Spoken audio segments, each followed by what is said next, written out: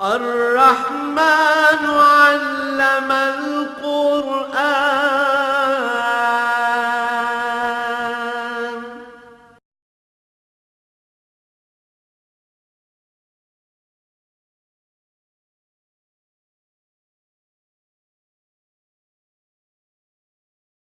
الحمد للہ رب العالمین والصلاة والسلام علی حبیبہ محمد وآلہ وصحبہ آمین. اعوذ باللہ من الشیطان الرجیم. بسم اللہ الرحمن الرحیم.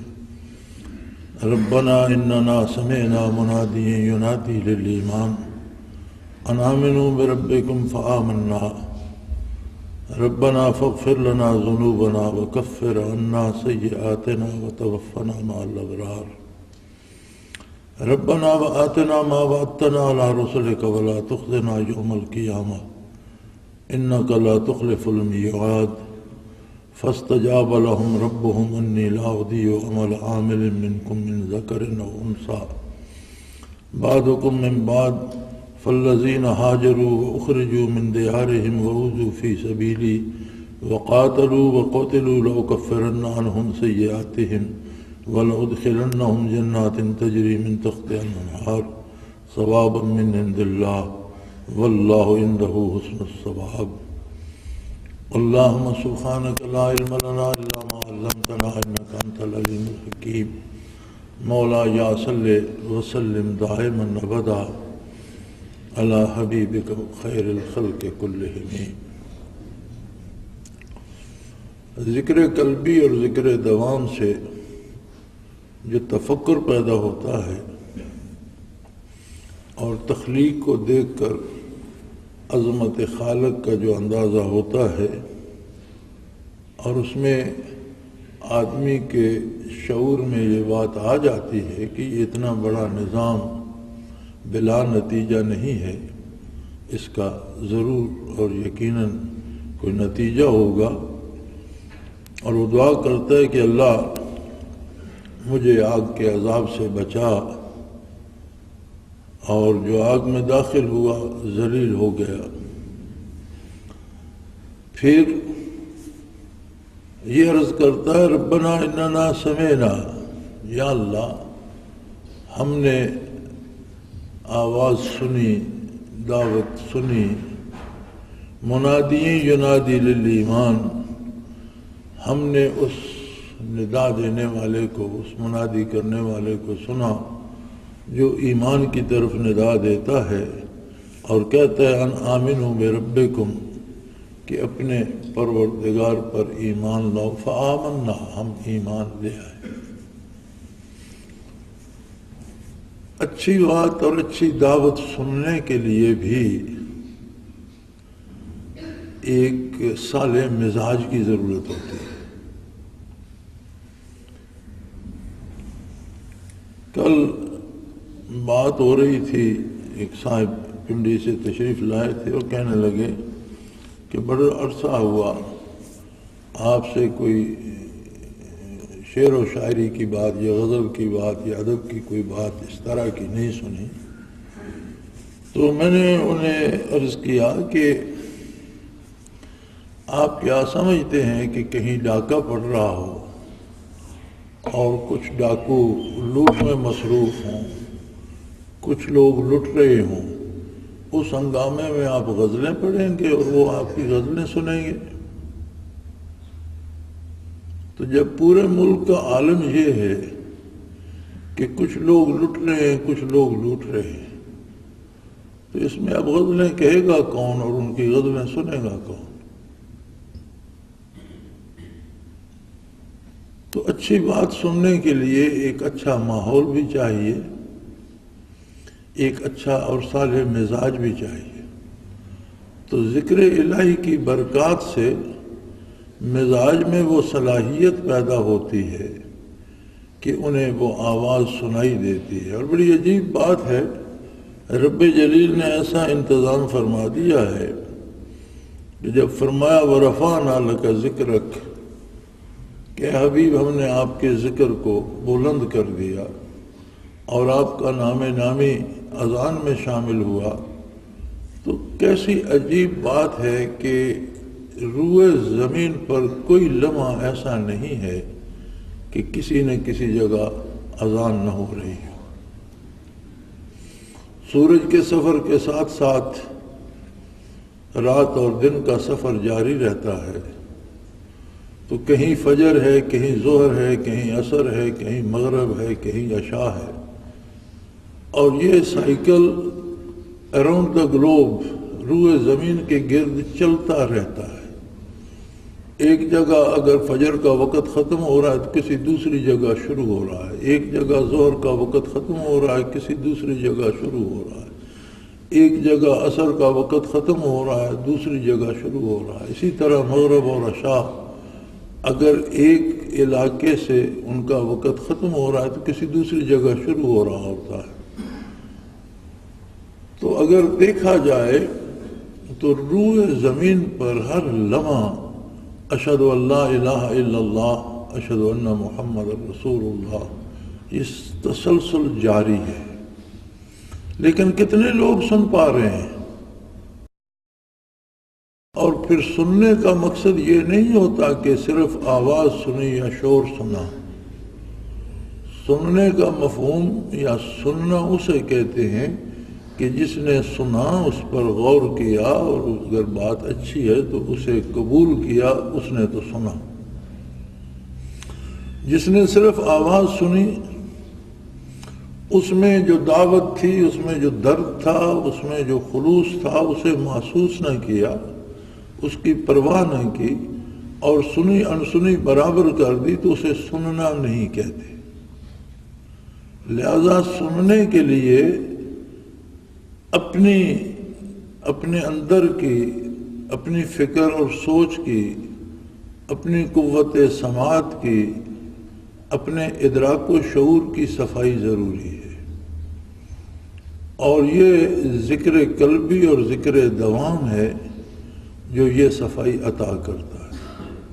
اور ذکر کے فوائد میں یہ بات قرآن کریم ارشاد فرما رہا ہے کہ اللہ کا ذکر کرنے والے جو ہیں، پھر وہ یہ دعا کرتے ہیں کہ اللہ، ہم نے ندا سنی جو منادی تیری طرف بلا رہا تھا، اور ہم نے اسے قبول کیا، آمنا، اس پہ ایمان لائے۔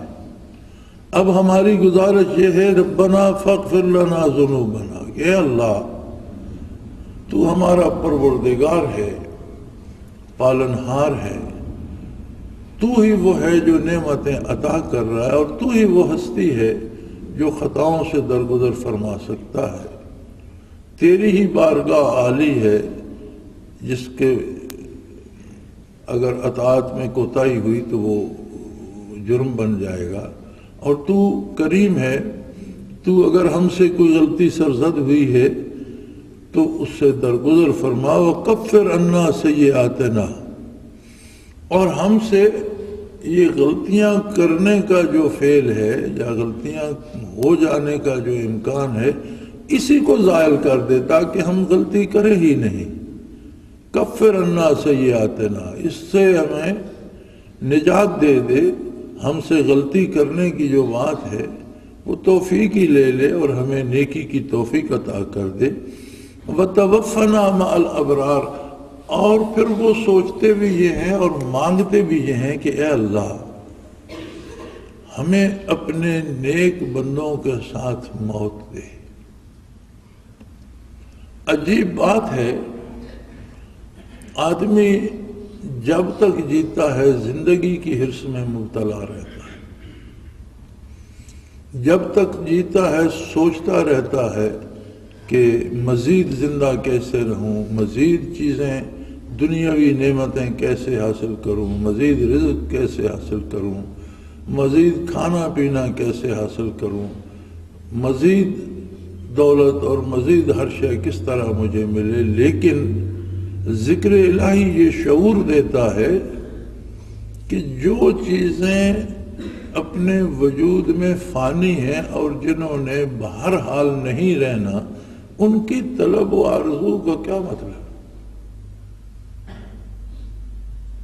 کوئی بڑا خوبصورت پھول ہو لیکن اس کی زندگی تو ایک دن بھی نہیں ہے، اگلے دن تو وہ باسی ہوگا، 2 دن بعد وہ خاک ہو کر اڑ جائے گا، تو اس کے لیے جتن کرنے کی کیا ضرورت ہے؟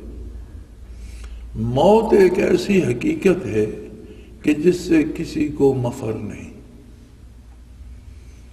ہم اپنے ارد گرد اپنے ماحول میں روزانہ دیکھتے ہیں کتنے لوگوں کو ہم قبر میں اتارتے ہیں، لیکن کتنے لوگ ہیں جو یہ فکر کرتے ہوں کہ مجھے بھی اسی راستے سے گزرنا ہے، آج نہیں تو کل میری باری بھی آ سکتی ہے۔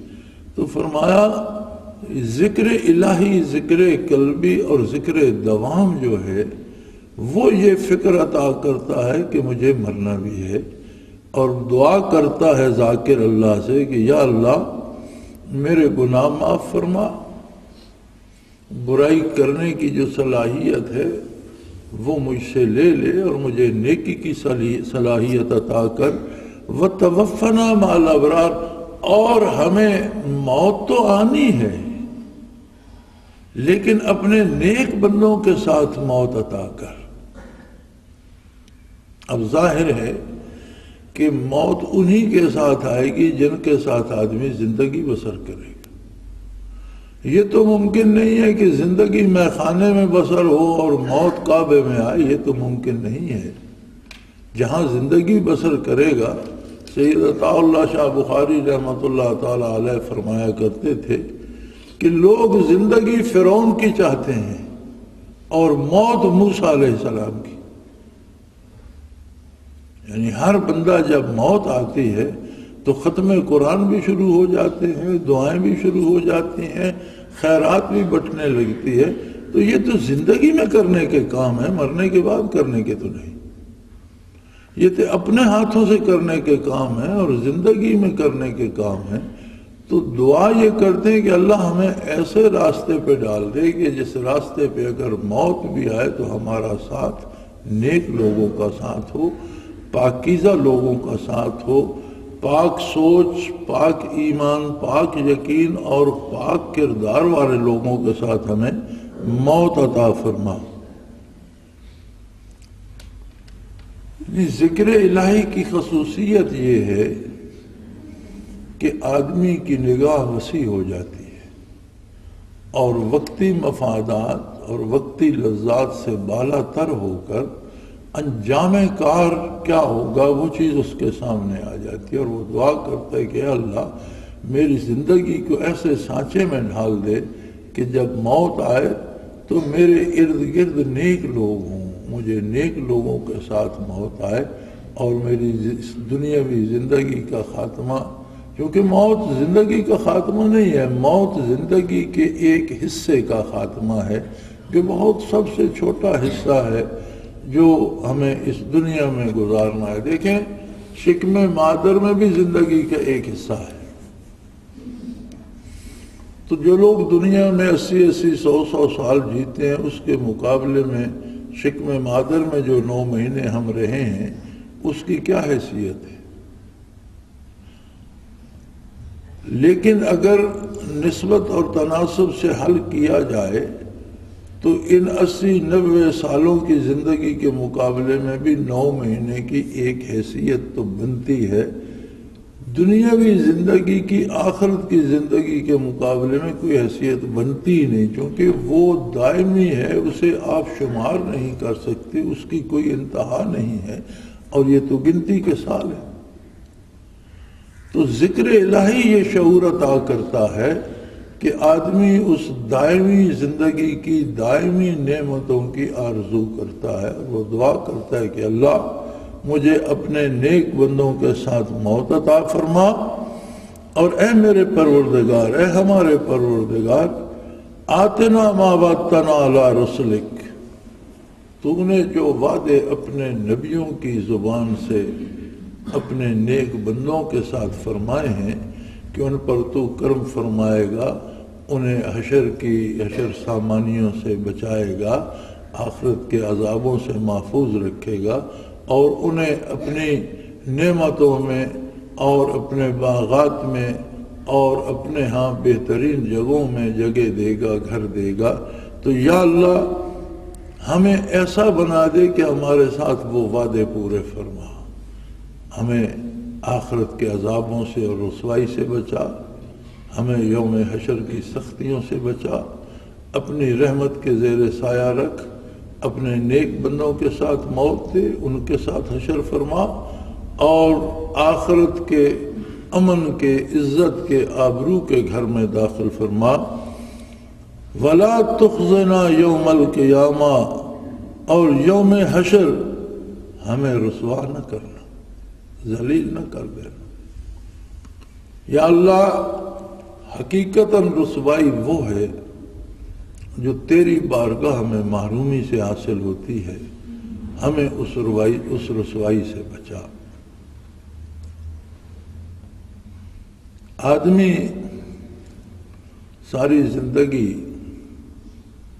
اپنی شہرت، اپنی ناموری، اپنی عزت، اپنی بڑائی کے پیچھے لگا رہتا ہے، اور یہ بڑی عجیب بات ہے۔ جہاں بادشاہوں کو اپنی عظمت کی فکر ہوتی ہے، وہاں ایک خاک روب بھی اپنی خاک روب برادری میں خود کو بڑا معتبر سمجھتا، یعنی ہر بندے کے دل میں ہے۔ کوئی تاجر ہے تو وہ خود کو تاجروں میں بڑا معتبر سمجھتا ہے، کوئی کاشتکار ہے تو خود کو کاشتکاروں میں بڑا معزز سمجھنے کی فکر میں لگا رہتا ہے، کوئی ملازم ہے تو اپنے ساتھ کے ملازمین میں وہ سمجھتا ہے کہ میں بڑا اہم آدمی ہوں، میری بڑی عزت ہے۔ لیکن ذکر الہی یہ شعور عطا کرتا ہے کہ حقیقی عزت وہ ہے جو تیری بارگاہ میں نصیب ہو، اور حقیقی رسوائی وہ ہے جو یوم حشر پیش آئے گی۔ تو یا اللہ، ہمیں قیامت کے دن کی رسوائی سے بچا۔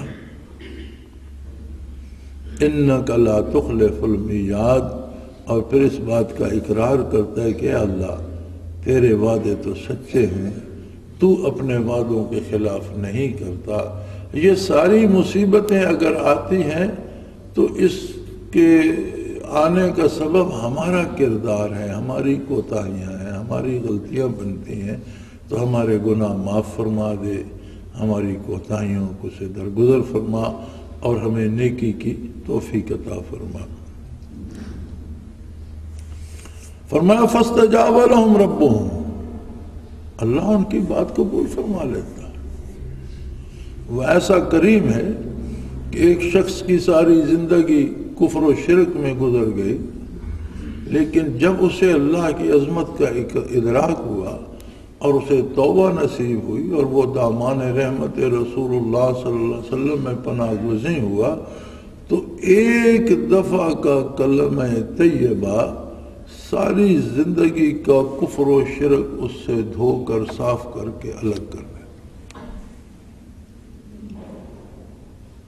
اب دھل جانے کا مطلب یہ ہوتا ہے، صاف ہو جانے کا مطلب یہ ہوتا ہے کہ میل کا اثر باقی نہیں رہتا۔ آپ ایک کپڑے کو دھو کر صاف کرتے ہیں، اگر اس میں میل بھی ہو اور وہ دھو بھی دیا گیا ہو تو وہ دھونا تو دھونے کے برابر نہیں۔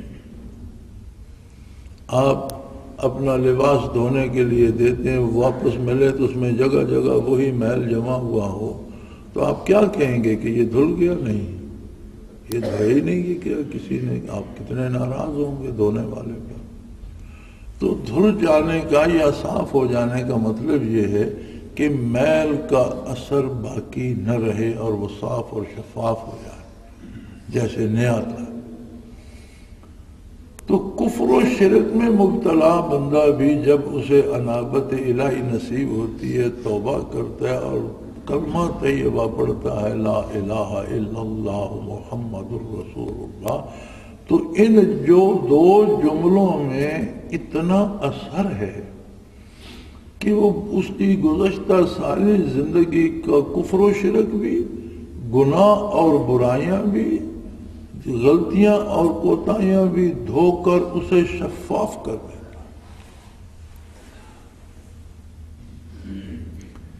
اب اس کے مقابلے میں ہم اپنے آپ کو رکھیں اور اپنا اندازہ کریں۔ ہماری مصیبت یہ ہے کہ ہم بات سنتے ہیں تو سمجھتے ہیں یہ دوسروں کے لیے ہے، قرآن پڑھتے ہیں تو سمجھتے ہیں یہ آیت کافروں کے حق میں، اگر اچھی ہوتی ہے تو یہ مومنین کے حق میں، خود کو الگ رکھتے ہیں، حالانکہ قرآن ایک ایک انسان کو مخاطب فرماتا ہے۔ اللہ کی کتاب ہے للناس، اولاد آدم کے لیے، میرے لیے بھی ہے، آپ کے لیے بھی ہے، ہر انسان کے لیے ہے۔ تو جب ایک دفعہ لا الہ الا اللہ محمد الرسول اللہ پاک کو صاف کر دیتا ہے تو ہم پر تو اللہ کا احسان ہے کہ ہم کتنی صدیوں سے نسل در نسل مسلمان ہیں، مسلمان گھروں میں پیدا ہوئے۔ سب سے پہلی آواز جو ہمارے کان میں پڑی وہ اذان کی تھی۔ جس گھر میں ہم نے بولنا سیکھا والدین نے سب سے پہلے اللہ کا لفظ ہمیں سکھایا، اور اتنی عمر بیت گئی، کلمہ پڑھتے، نمازیں پڑھتے، روزے رکھتے، تو کیا ہم صاف ہو چکے ہیں؟ کوئی ہم میں ایسا ہے جسے یہ اطمینان ہو کہ موت آتی ہے تو آئے، کوئی حرج نہیں، مجھے تو جنت میں جانا ہے، کل کی بجائے آج آ جائے؟ نہیں، ہر ایک موت سے بھاگ رہا ہے، ہر ایک موت سے ڈر رہا ہے، ہر آدمی کو یہ فکر ہے کہ پتہ نہیں مروں گا تو کیا ہو جائے۔ کیوں؟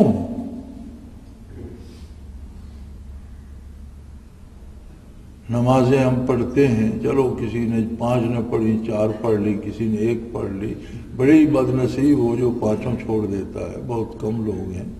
مساجد کو دیکھیں بھری ہوئی ہیں، اذانیں ہوتی ہیں، نماز ہوتی ہے، روزے رکھتے ہیں اور زکوٰۃ دیتے ہیں۔ حج پر لوگ اتنے جاتے ہیں کہ ہر سال سیٹیں کم پڑ جاتی ہیں، لاکھوں لوگ ہر سال حج پہ جاتے ہیں۔ سارے کام ہم کرتے ہیں، تلاوت کرتے ہیں، پھر کیوں ہمیں اپنی بخشش کا یقین نہیں ہے؟ کوئی کڑی تو درمیان میں غائب ہے، جو کڑی ہم سے چھوٹ گئی، جو غائب ہے وہ کیا ہے؟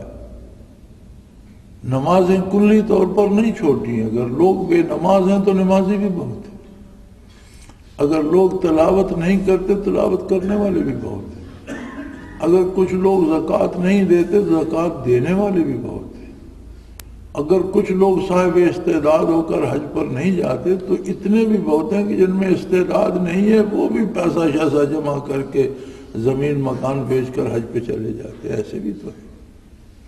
حاجی ہیں، نمازی ہیں، صدقات اور زکوٰۃ دینے والے ہیں، لیکن کیا اس سب سے ہم میں صلاحیت آ گئی؟ ہم بدل گئے، ہم نیک ہو گئے، ہم ابرار میں شامل ہو گئے، اللہ کے نیک بندوں میں شامل ہو گئے؟ یہ مشکل سوال ہے۔ کیوں نہیں ہوتا؟ کوئی کڑی ایسی ہے جو درمیان سے چھوٹ گئی ہے، کوئی ایسا کام ہے جو بحیثیت قوم من حیث القوم ہم نے چھوڑ دیا ہے۔ اگر ساری دینی زندگی کا تجزیہ کریں تو ہم سے ذکر دوام چھوٹ گیا ہے جو ہم نے من حیث القوم چھوڑ دیا ہے۔ باقی دینی احکام پہ عمل و قرآن کا یہ حکم جو ہے، الذین یذکرون اللہ قیاما وقعودا وعلی جنوبہم، وہ لوگ جو کھڑے بیٹھے لیٹے یعنی ہر حال میں اللہ کا ذکر کرتے ہیں۔ کہاں ہیں وہ لوگ؟ کہاں ہے ذکر کی وہ کیفیت؟ اور صرف یہ دوا ایسی ہے جو صلاحیت پیدا کرتی ہے، شعور و آگہی دیتی ہے، بھلے برے کی تمیز پیدا کرتی ہے۔ ہم بندے کو پاگل کیوں کہتے ہیں؟ جب دنیاوی زندگی کے لوازمات کو جیسا کہ چاہیے وہ اختیار کرنے کے شعور سے بے بہرا ہو جائے، ہم کہتے ہیں پاگل ہے۔ کپڑے پہننے کی تمیز نہ رہے، بات کرنے کی تمیز نہ رہے، کھانے پینے کی تمیز نہ رہے، حلیہ ٹھیک کرنے کی تمیز نہ رہے، بال پریشان ہیں، کپڑے پھاڑے ہوئے ہیں، یا اتار دے گا، کھانا جو مل گیا کھا لیا، پلیت ہے، پاک ہے، غلیظ ہے، صاف ہے، تو ہم کہیں گے یہ پاک۔ جو بات منہ میں آئی وہ کہہ دی، بھلی ہے یا بری ہے، تو ہم کیا کہتے ہیں؟ یہ پاگل ہے۔ اگر دنیاوی چیزوں کا شعور و آگہی درست نہ رہے تو پاگل ہو جاتا ہے، اور اگر آخرت کے بارے جو ضروریات و لوازمات ہیں ان کا شعور نہ رہے تو وہ کیسے عقل مند ہے؟ وہ کیا وہ پاگل نہیں؟ حقیقتاً تو وہ شخص پاگل کہلانے کا مستحق ہے جسے عظمت الہی کا شعور نہ رہے، جسے دار آخرت کا شعور نہ رہے، جسے عظمت رسالت کا احساس نہ رہے، جو اس دنیا میں آ کر دنیا میں کھو جائے اور اسے یہ خبر نہ رہے کہ مجھے ایک دائمی گھر کی طرف بھی جانا ہے۔ دراصل پاگل سب سے بڑا پاگل وہ ہے، اور جسے اللہ کی یاد بھول جائے اس سے بڑا پاگل کون ہے؟ پاگل زندہ رہتے ہیں، آپ نے دیکھا بے لباس ہوں تو بھی زندہ رہتے ہیں جب تک موت نہیں آتی، وقت بے وقت کھاتے ہیں زندہ تو رہتے ہیں، علم غلم کھاتے ہیں زندہ تو رہتے ہیں۔ اسی طرح جو بندہ آخرت سے بے خبر ہو جاتا ہے زندہ تو رہتا ہے، لباس پہنتا ہے، دولت جمع، ہم سمجھتے ہیں یہ بڑا عقل مند ہے، دراصل وہ پاگل ہوتا ہے، بے وقوف ہوتا ہے، بے شعور ہوتا ہے۔ اور جن میں وہ شعور ہوتا ہے فَاسْتَجَابَ لَهُمْ رَبُّهُمْ، اللہ ان کی بات قبول کر لیتا ہے، ان کے گناہ معاف فرما دیتا ہے، انہیں نیکی کی توفیق عطا کر دیتا ہے، ان کی اصلاح فرما دیتا ہے اور انہیں نیکی پر موت دیتا ہے۔ یاد رکھے جس کی توبہ قبول ہو جاتی ہے پھر اسے موت کا ڈر نہیں رہتا، پھر وہ موت کے لیے تیار رہتا ہے۔ نشان مرد مومن باتو گوئم، علامہ مرحوم نے کہا تھا نشان مرد مومن باتو گوئم چمر گایت تبسم بر لبے اوست، تجھے میں بندے مومن کی نشانی بتاتا ہوں کہ جب موت آتی ہے تو اس کے ہونٹوں پہ مسکراہٹ پھیل جاتی، یعنی وہ سمجھتا ہے کہ اس دنیا کے شور و غوغا سے، اس برائی اور بھلائی کے امتحان میں سے، اس نیکی اور بدی کی آویزش میں سے بحمد اللہ میں جیت کر کنارے لگ گیا اور میں کامیاب ہو گیا، تو بجائے موت کا دکھ آنے کے اس کے چہرے پہ بشاشت آ جاتی ہے، مسکراہٹ آ جاتی ہے، کھل اٹھتا ہے اس کا چہرہ کہ الحمدللہ میں محفوظ طریقے سے کنارے لگ گیا اور کامیاب ہو گیا۔ اللہ ان کی بات قبول فَاسْتَجَابَ لَهُمْ رَبُّهُمْ، اللہ ان کی بات قبول فرما لیتا ہے اور فرمایا میری تو یہ شان یہ ہے انی لا اضیع عمل عامل منکم من ذکر او انثی، تم میں سے کوئی مرد ہو یا خاتون، انسان ہی ہے، اور جو بھی بھلائی کرتا ہے میں اس کی بھلائی قبول کرتا ہوں، اس کا عمل ضائع نہیں کرتا۔ بعضکم من بعض، تم سب ایک دوسرے میں سے ہی ہو، یہ جو تم نے تفریق بنا رکھی ہے اور کسی کو تم ضرور چھوٹا سمجھتے ہو کسی کو بڑا، کچھ نہیں ہے، انسان سارے آدم علیہ السلام کی اولاد میں سے ہے، اور تمہاری فضیلت اور تمہاری بڑائی اللہ سے تعلق میں ہے۔ ان اکرمکم عند اللہ اتقاکم، جس کا جتنا اللہ سے تعلق ہے وہ اتنا قابل احترام۔ فالذین ہاجروا واخرجوا من دیارہم واوذوا فی سبیلی وقاتلوا وقتلوا، پھر اپنے بندوں کی مثال دیتا ہے، سبحان اللہ۔ کہاں یہ بات کہ اللہ خادمان نبوت کو مثالی مسلمان فرما رہا ہے، کہتا ہے دیکھو یہ دار دنیا ہی میں وہ بھی تھے، ان کے رشتہ دار بھی تھے، انہوں نے دولت بھی کمائی تھی، ان کی جاگیریں بھی تھیں، جائیدادیں بھی تھیں، گھر بھی تھے، ساری ضرورتیں جو آج تمہارے ساتھ ہیں کل ان کے ساتھ بھی تھیں، انسانی زندگی تھی، لیکن وہ کیسے لوگ تھے؟ فالذین ہاجروا، جب انہوں نے توبہ کی اور میرے نبی کی دعوت قبول کی اور انہوں نے کہا کہ ہم ایمان لائے، تو دنیا کی مشکلات ان پر ٹوٹ پڑی، انہیں گھر چھوڑنے پڑے، جاگیریں چھوڑنی پڑیں، جائیدادیں چھوڑنی پڑیں، رشتے ناتے توڑنے پڑے، برادری چھوڑنی پڑی، دوستیاں چھوڑنی پڑی، لیکن انہوں نے کہا جو مزہ اللہ اللہ کے رسول کی رفاقت میں ساری کائنات بھی چھٹ جائے تو کوئی پرواہ نہیں۔ والذین ہاجروا، بیٹھے بٹھائے مہاجر ہو گئے، ہر چیز سے رخصت ہو گئے، وَأُخْرِجُوا مِن دِيَارِهِمْ، لوگوں نے انہیں گھروں سے نکال دیا۔ انہوں نے کہا کوئی بات نہیں۔ ایک صحابی ہجرت فرما رہے تھے مکہ مکرمہ سے، اور حضور کی ہجرت کے بعد اہل مکہ نے پہرہ داری شروع کر دی تھی کہ کوئی مسلمان ہجرت کر کے نہ جائے، تو وہ مسلح تھے اور بڑے جری اور بہادر مانے ہوئے شخص تھے، تو انہوں نے علل اعلان اپنے گھوڑے پہ سوار ہوئے اور چل دیے۔ اہل مکہ نے راستے میں روک لیا، انہوں نے فرمایا دیکھو تم مجھے جانتے ہو میں کون ہوں، اور یہ بھی جانتے ہو کہ میں جنگ کا ماہر ہوں، اور یہ بھی جانتے ہو کہ میں کتنا جرأت مند ہوں، کتنا صحت مند ہوں، کتنا طاقتور ہوں، اور فن حرب کا کتنا ماہر ہوں۔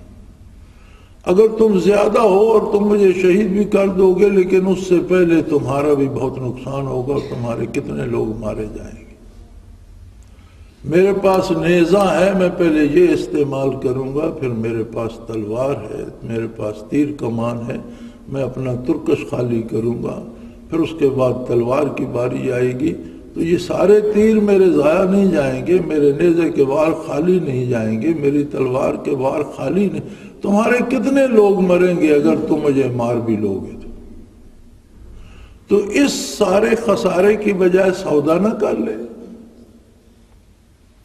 انہوں نے کہا بھی سودا کیا کرتے ہیں آپ؟ انہوں نے کہا میں نے ساری عمر محنت کی ہے، سرمایہ کمایا ہے، اور وہ سرمایہ میرے گھر میں محفوظ ہے، اگر میں تمہیں اس کا پتہ بتا دوں اور میری ساری زندگی کی جمع پونجی تم لے لو اور مجھے ہجرت پہ جانے دو، حضور کی خدمت میں جانے دو، مجھے روکو نہیں، تو کیسا رہے گا؟ تو اہل مکہ نے آپس میں مشورہ کیا کہ سودا گھاٹے کا نہیں ہے، بجائے اس کے کہ ہم اپنے بندے مروائیں، کیوں نہ اس کی دولت پہ قبضہ کریں۔ انہوں نے کہا اچھی بات ہے، بتا دیں دولت کہاں ہے، ہم وہ لے لیتے ہیں، آپ چلے جائیں۔ کیسے عجیب لوگ تھے کہ مشرکین مکہ نے بھی اعتبار کیا کہ جو بتا رہا ہے وہ صحیح ہے، جان بچانے کے لیے جھوٹ نہیں بولے گا۔ یہ نہیں کہا کہ ہم بھی یہاں بیٹھتے ہیں، آپ بھی یہاں رہو، دو بندے بھیجتے ہیں، وہ جا کر آپ کے گھر سے وہ پیسہ لے آتے ہیں اور پھر ہم آپ کو نہیں۔ انہوں نے کہا نہیں، آپ نے بتا دیا، آپ چلے جائیں، ہم واپس جاتے ہیں۔ واپس گئے تو وہ دولت مل گئی، ساری زندگی کی پونجی مل گئی۔ تو فرمایا یہ جو لذت ذکر ہے اور یہ جو ذکر دوام ہے، اس نے وہ آشنائی اور وہ لذت آشنائی عطا کی، دو عالم سے کرتی ہے بیگانہ دل کو، دو عالم سے کرتی ہے بیگانہ دل کو، عجب چیز ہے لذت آشنائی، اس کا اپنا مزہ ہے، اس کے لیے دنیا تو دنیا، لوگ آخرت سے بھی بالا تر ہو گئے۔ تو انہوں نے سب کچھ چھوڑ دیا کہ مجھے میرے حبیب صلی اللہ علیہ وسلم کی خدمت میں جانے، تو جاؤ دولت دنیا تم لے لو۔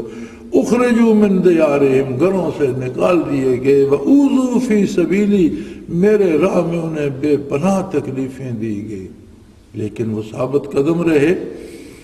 اور ہجرت کے بعد جب مدینہ منورہ آئے تو کیا پرسکون ہو گئے؟ فرمایا نہیں، وَقَاتَلُوا وَقُتِلُوا، پھر انہوں نے جہاد کیے، جانیں قربان کی، کفار اور مشرکین کو قتل کیا، مقابلہ کیا۔ فرمایا اللہ مثال دے رہا ہے قیامت تک کی انسانیت کو کہ ذکر دوام میں یہ مزہ ہے کہ بندہ ایسا بن جاتا ہے۔ آج لوگ بات یہ کرتے ہیں کہ ان میں ایمان تھا یا نہیں۔ وارے ابلیس اور وارے انسان، تجھے کون انسان کہے گا کہ جن لوگوں کی مثال قرآن پیش کر رہا ہے، اللہ پیش کر رہا ہے، مثالی مسلمان تو ان کے بارے پوچھتا ہے کہ ان میں ایمان تھا یا بے بھی تفاوت راز کجا استاب کجا. فرمایا انہوں نے جہاد کیے اور ریاست اسلامی بنائی. لَأُكَفِّرَنَّ عَنْهُمْ سَيِّئَاتِهِمْ، مگر ان سے کوئی خطا ہوئی ہے تو میں نے معاف کی. بتاؤ تم کون ہوتے ہو اعتراض کرنے والے؟ اگر ان پر کسی کو اعتراض ہے تو تمہارا انہوں نے کیا بگاڑا؟ اگر ان سے کوئی کوتاہی ہوئی ہے تو میں نے معاف کر دی. وَلَأُدْخِلَنَّهُمْ جَنَّاتٍ تَجْرِي مِن تَحْتِهَا الْأَنْهَارُ، میں انہیں اپنے ان باغوں میں داخل کروں گا جن میں نہریں جاری ہیں اور میری جنت میں رہیں گے. ثوابا من عند اللہ، اللہ کی طرف سے ان کے عمل کا یہی بدلہ ہے. اور واللہ عندہ حسن الثواب، اور اللہ ہی وہ ہستی ہے، اللہ ہی کی یہ شان ہے کہ وہ بدلہ بہت ہی اچھا دیتا ہے. بندے کا عمل تھوڑا ہوتا ہے، جب وہ بدلہ عطا فرماتا ہے تو اس سے کروڑوں گنا زیادہ عطا فرما دیتا ہے. وآخر دعوانا ان الحمدللہ رب العالمین. جناب آپ کی سنتیں رہتی ہیں، عطا فرما. اللہ اللہ اللہ اللہ اللہ اللہ اللہ اللہ.